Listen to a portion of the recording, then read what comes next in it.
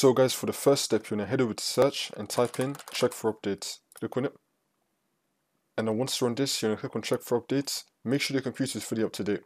And now for the second step, you want to head over to search and type in view network connections. Click on it.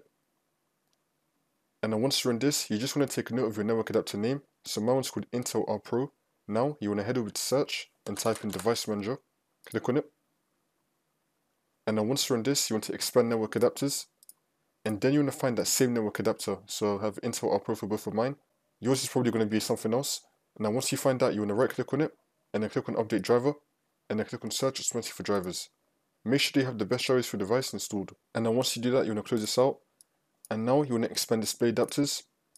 You want to find your graphics card, you want to right click on it and then click on properties and then click on driver. If it lets you roll back your driver, you want to click on rollback driver. If not and it's grayed out, then you want to click on update driver and click on search automatically for drivers. Make sure they have the best drivers for your device also installed for this as well.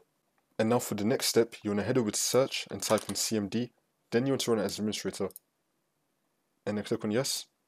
Now once you're on this, you want to type in sfc /scan now and then click on enter. Then you want to run this scan. You could just ignore this error on my end, but in your case you just want to run this scan.